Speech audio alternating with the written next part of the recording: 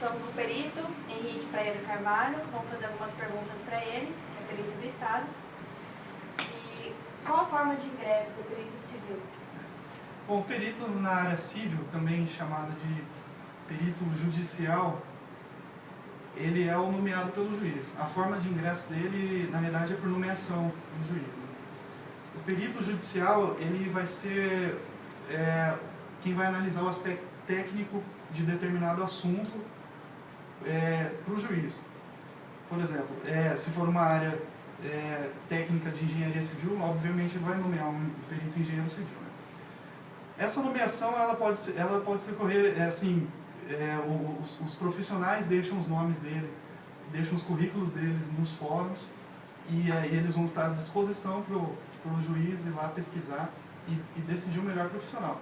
Assim como se um profissional ele é bem conhecido, renomado na cidade, na região, o juiz, ainda que ele não tenha esse cadastro no fórum, não tenha o currículo dele lá no fórum, o juiz pode convidá-lo, pode nomeá-lo para fazer.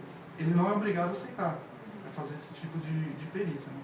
Tem que ser de confiança. Tem que ser de confiança. Normalmente, porque o resultado desse trabalho do perito judicial vai ser o laudo judicial, laudo técnico judicial. E esse laudo ele tem que ser imparcial, ele tem que ser analisado ao aspecto real do determinado fato que está sendo questionado. Uma vez que ele é de confiança do juiz, o juiz julga em cima do fato que ocorreu. Vou falar um pouco da perícia grafotécnica. O que é uma perícia grafotécnica? A perícia grafotécnica, ela consiste em uma análise de assinaturas, né? O objetivo principal dela é determinar a autenticidade de uma assinatura, em um determinado documento, né? Para se fazer isso, você analisa diversos aspectos técnicos relacionados às assinaturas, né? Cada assinatura ela varia conforme cada pessoa. Cada pessoa é como se fosse uma impressão digital, ela é única, a característica da assinatura de cada pessoa ela é única. Quais são os principais procedimentos para a perícia grafotécnica? Os principais aspectos técnicos que são analisados numa perícia grafotécnica são os seguintes. Primeiro, o dinamismo, né? O dinamismo ele leva em conta alguns aspectos como o ritmo que a pessoa escreve, a velocidade dela e a pressão que ela exerce sobre o suporte, né? Da caneta no suporte, ao produzir sua assinatura. Outro aspecto que a gente leva em conta é a gênese da palavra. A gênese da pessoa, ela depende, é a sucessão de movimentos. Esses movimentos são determinados pelos impulsos cerebrais, né? Para formar as palavras, né? Então, para você fazer determinada palavra, você tem que percorrer um percurso de linhas até formar. Cada pessoa forma de uma determinada maneira essas palavras, né?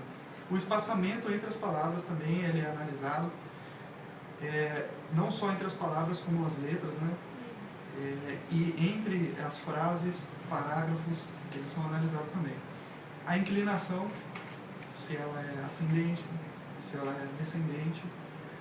Outro aspecto que é analisado também é em relação ao tamanho das letras, que vai variar conforme a pessoa, cada pessoa tem um tamanho diferente da letra.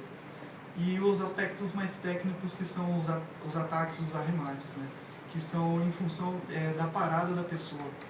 Quando a pessoa para a caneta em determinados minutos, ou quando ela vai produzir uma letra, se ela já chega em movimento e deixa elementos através da tinta da caneta, você consegue saber de que maneira que ela produziu aquilo, se foi já em velocidade, se ela parou a caneta. E os elementos personalísticos, né, que são características de cada pessoa. Por exemplo, se você analisa uma determinada assinatura, um cheque, que você descreve em números o valor do cheque, quando esses valores são escritos por extenso, por exemplo, a pessoa comete um erro gramatical, né? Para escrever esse número, você sabe que isso é característico dela, né?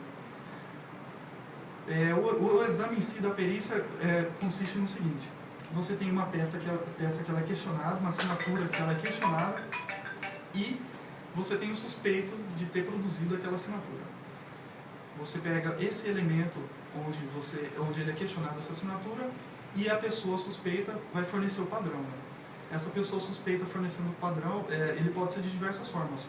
Ou você pode pegar documentos dela que já contêm assinaturas dela ou outros elementos, ou por uma entrevista mesmo com a pessoa, onde ela vai assinar aquilo que você pedir, aquilo que for solicitado, e aí com esse padrão desse suspeito você vai ter, e analisando todos os aspectos técnicos, você vai conseguir saber, por exemplo, se aquela assinatura foi produzida por aquela pessoa. E isso